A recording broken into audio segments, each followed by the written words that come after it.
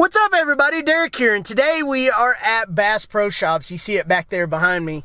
We're going to go inside and we're going to check out some outboard motors, their whole lineup of what they might have in stock. I don't know, seems to be this year's stuff is just flying off the shelf, so hopefully they got some outboards we can at least look at and see what the selection is. But go in there, see what the prices are, how much they weigh, the shaft length, 4-cylinder, 2-cylinder, 2-stroke, 4-stroke, all of that good stuff. Because let's say the scenario, I find a boat off of Craigslist or off of Facebook Marketplace and it's a used boat. Maybe it has a blown motor, maybe it has no motor.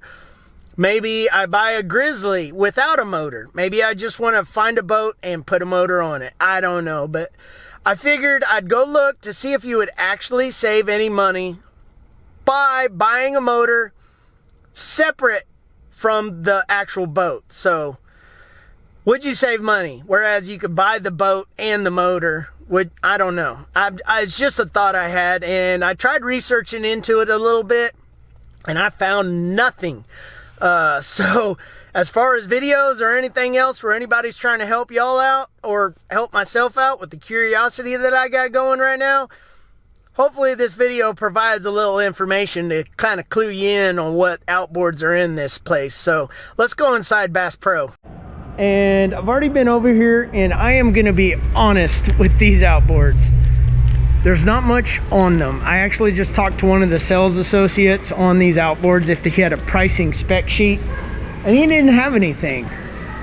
He drew me in the office to kind of go over some of the prices. So what I did was I got out the phone, and with all the outboards that are right here, I got the specs for myself. So if we go through these things starting at the 3.5, which is right at $1,000, that's pretty close to the average price, I think, on these, on that 3.5. But that thing weighs 41 pounds. It's a short shaft tiller with a manual start. All of these are basically going to have a manual start, and they're going to be a 1-cylinder until you start getting above the 6 horsepower, go up into the 8 and up. Those will be the 2-cylinder. But they're all 4 strokes except for this one that's actually a propane. This 4, I don't know why you would really, I mean, there's a price difference, but as far as horsepower, that is not much of a difference. So I don't know why you would want to choose the 4 over the 3.5, honestly, because the difference in poundage is actually 16 pounds between these two.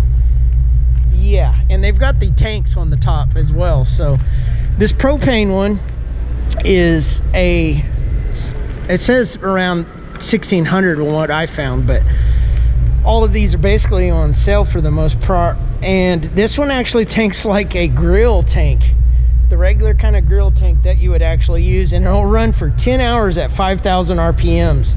And it's a 15-inch shaft, whereas these 4 is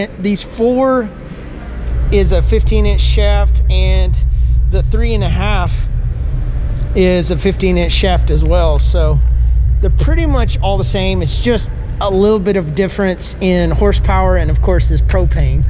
But the 6 right here is 16, 17, so it's pretty close to what I have, but it weighs 60 pounds. It's a 20-inch shaft, so it's a little bit longer of a shaft than these others, or at least that's what my research said. So they kind of look similar in length though as this 5 and this 6, so this one might possibly actually be a 20-inch shaft. Not sure. But this 8 is where it starts to get into the 2-cylinder range, and it weighs 87 pounds. Of course, it's a 4-stroke, and all of these that are down here on this bottom rack are all manual tilts, manual start. This 8, of course, you're going up in price. You're going to be right around the $2,000 mark, and you're going to get warranties with all of these. So that's one thing you can actually consider when you're buying it, but you're buying it for the warranty for the most part. Manual trim, manual start, 15-inch shaft as well on this one.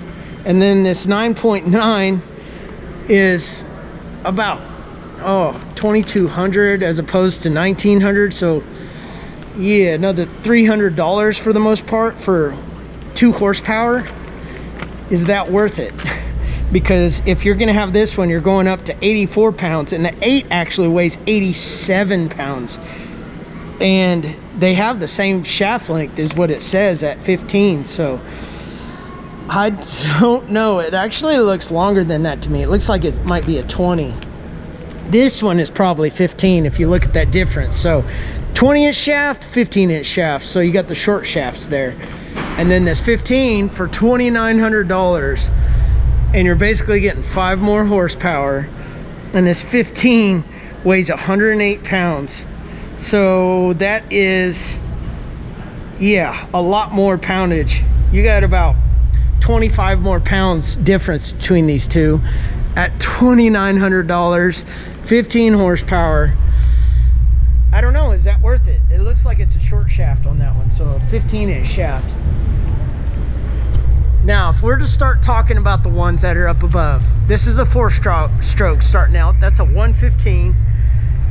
That 115 is $10,000 somewhere around, because on these prices for these, it's kind of hard because these are labeled as on sale, but these up here are kind of a roundabout, and some of them didn't even really give me too good of a pricing. But that 115 is around $10,000. It's a 4-cylinder and it weighs 363 pounds, and it has the power tilt start, and it says it's a 20-inch shaft.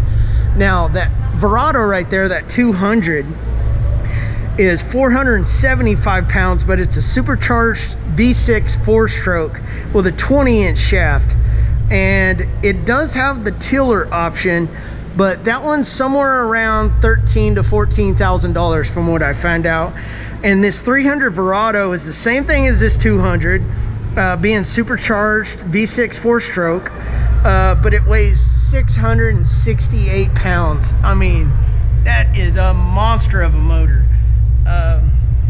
It has a 20-inch shaft, it has power trim and start, and that's a big engine. And it looks like they broke the cowl or something on the front end there. I don't know, they got tape on it. And then this 250 right here, which is actually an Optimax, which is what these are getting into, which is the 2-stroke territory. And I could not find much information on either 3 of these. I know they're 2-stroke, there's a lot of stuff on them, but the pricing was just not really put out there. Now that 115 right there is an Optimax 2-stroke V6. It is somewhere around $8,200. I could not find an exact weight on that thing, and it has power trim and starting. Now with this 175, it's a V6. It's the same thing as this 115 for the most part, just bigger, but it weighs 429 pounds. So if you shed a little bit of weight for this 115, and you know the 115 4-stroke weighs 363, that one's going to be somewhere in between. So around 400, you know, 375 to 400 pounds. Now that 175 has power trim and start, and I could not find a price on that thing, but I'm guessing if that 115 is 8,200, that 175 is probably 9,000, 10,000, something like that.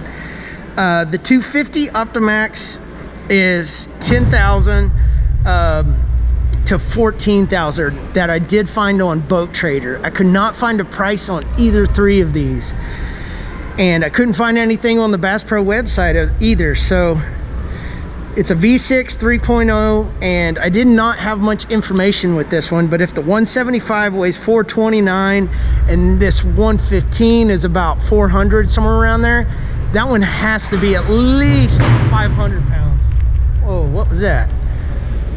But anyways, these are all the outboards that are in here. Well, that little trip was actually beneficial. I learned a lot about what they actually have in there, and I didn't know they still made 2-stroke engines. There wasn't a lot of them. It was mainly 4-strokes, so it kind of helped me out with a lot of that stuff, and the pricing and the poundage and all that stuff. Whereas what size boat I'm going to get, what is the max on my transom of the kind of boat that I get, what I could actually put on it, and maybe what I could guess what my speed might be. I don't know.